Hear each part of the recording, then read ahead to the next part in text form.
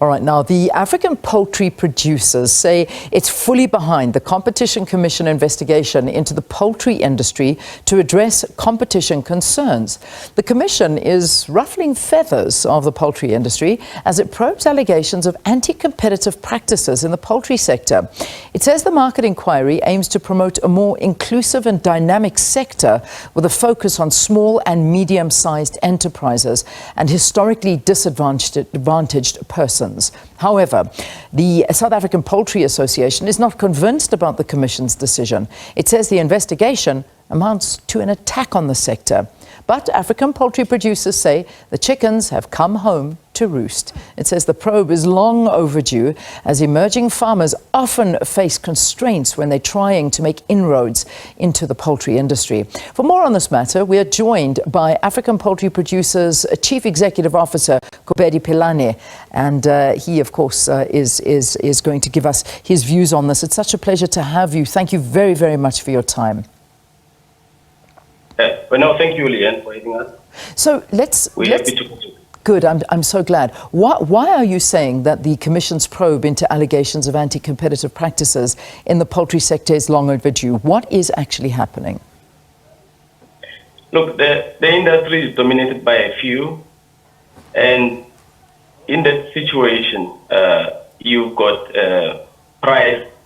obvious allegations of price manipulation.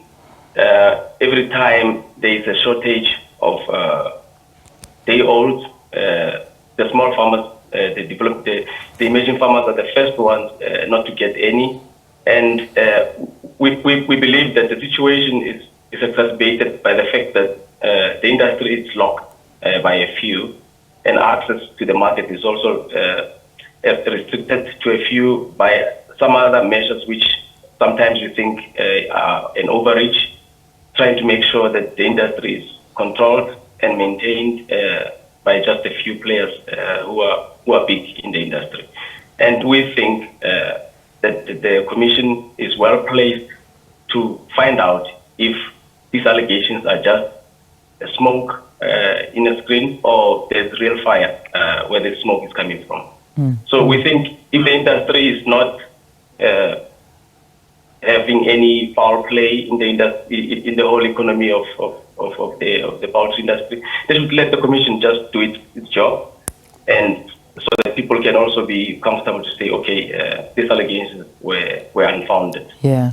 So let the Commission do its job. Indeed, and fair enough. The Commission needs to do its job, but there certainly is quite a worry that this could be almost the death knell to this particular industry, because after having gone through a power crisis, bird flu, water shortages, all of these kind of things, many are concerned, and particularly the big producers, that having an investigation like this and not being able to focus entirely on business as opposed to being investigated, this could really make a massive dent into business. What would be your response to them for having these thoughts? No, these are just, there is a demand for poultry. Poultry is the biggest consumed source of protein.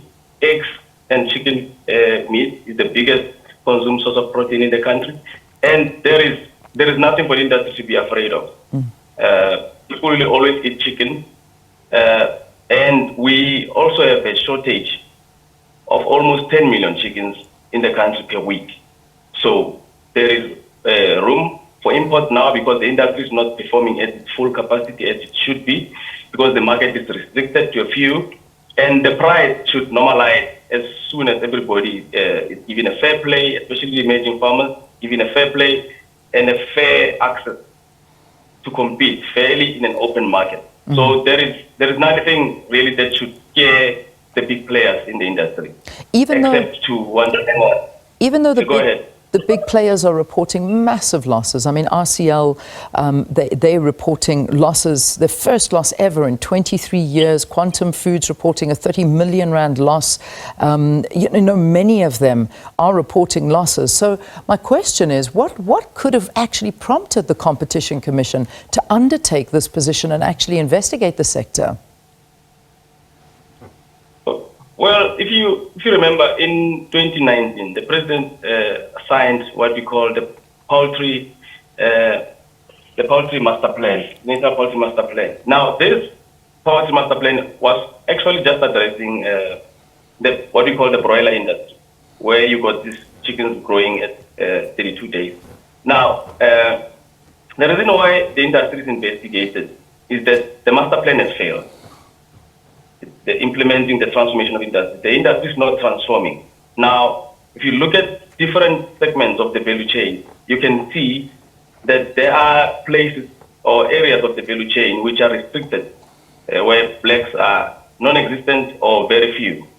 So we've had a lot of complaints from black growers, where you find a lot of black players in the industry who are price takers, and they are also given high cost of feed. It hits them more. And for the big players to complain that they're not making profit, it's because they have actually created this situation. And I like how you opened this to say the chickens are coming home to roost. The industry is not growing because of the inefficiencies which are perpetuated by the big players.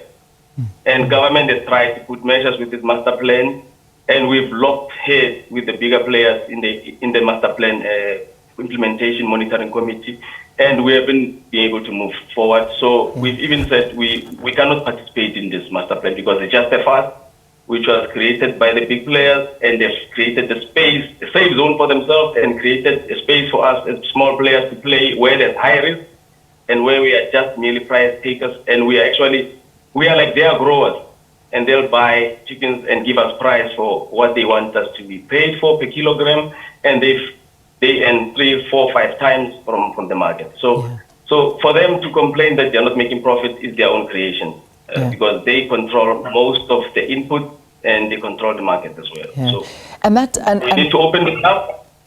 Sorry, we need to open this up because there's opportunities to grow the industry, make it more profitable in this country, and then sell most of our products all over the continent, because other players like Brazil, they are taking up that market because they are growing their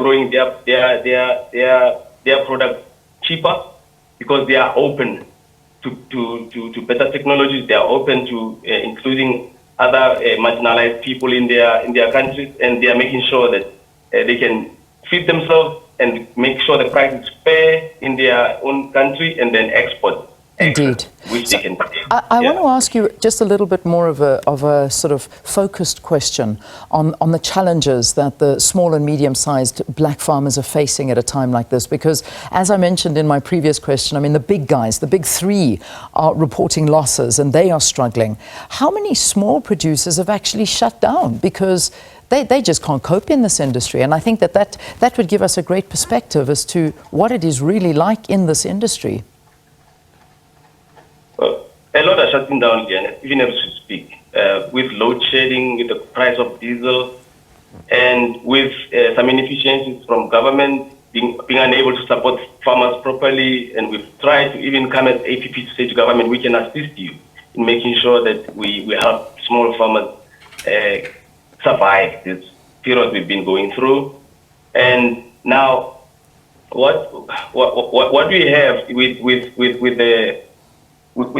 the big players is that their losses are in some sectors, because they also have feed mills where they create feed for other farmers. So they report losses maybe in some areas like your chicken and your eggs, but they'll make more profit in the feed production for the flock, because they also sell to small players. So small players are hard hit, and we estimate about 20% of our small producers have closed down and closing down as we speak, both eggs and meat. And a few who are managing to stay on are those who are dealing with indigenous chickens, your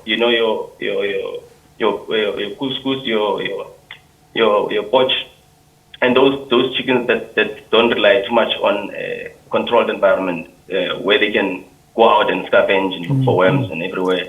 Those are the farmers who are actually coping, and we think that the industry government should also focus on and make sure we grow it, because the chicken is even performing better against the ailments that we see in controlled environments. So are you able to, Kobedi, are you able to share how poultry product prices are determined within the sector?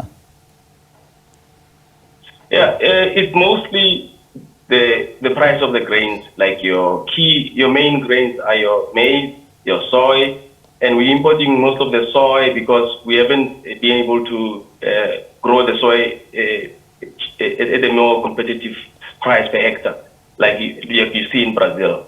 So we need to integrate our agriculture economy so much that we're able to see the need to have better cultivars for our soy in South Africa to grow better in our conditions. That is what keeps creating price surges, and also your fuel, because you have to transport your goods. It costs us more as farmers when diesel price goes up. And we have got generators which are relying on this price of fuel, because when load shedding hits, what must kick in is the generator which relies on diesel or other sources of fuel. And few farmers can afford to even put in solar as an alternative, also to make sure that they circumvent the long hours of load shedding, because the longer your generator burns, the more it costs you, and you still have to pay ESCOM. And so there's triple what you call it? There's a triple hit. Energy. It's really tough, and there's a lot being put up. And just very quickly, Kobedi, we've got to start wrapping the interview. But we've seen as consumers, and this is an important part that we need to ask you. I mean, eggs, chicken, it's way more expensive than a few months ago, and we understand why. You've explained it to us with this triple blow that you're having experienced. Many South African households are also battling financially, and this is a staple diet for many. How is this probe, do you imagine, going to impact prices? I think the probe will tell us exactly what should the price of meat, poultry meat be, and what is driving the price. Is it fair or not? And the probe will also tell us whether we are paying a fair price for the eggs, and whether we should be paying less or not. And what we're hoping the probe will do is to also open up, especially regulators in the industry or government, to say the levies that the industry is paying should be focusing on making sure that we develop small players, because the levy now is still controlled by the big players. All right. It shouldn't be like that. Okay. We need to determine where the levy goes. Indeed. Let's leave it there. Let's leave it there. But we think we've got a good idea of where you stand, Kobedi. Thank you very much. Kobedi Pilane is the African Poultry Producers Chief Executive Officer.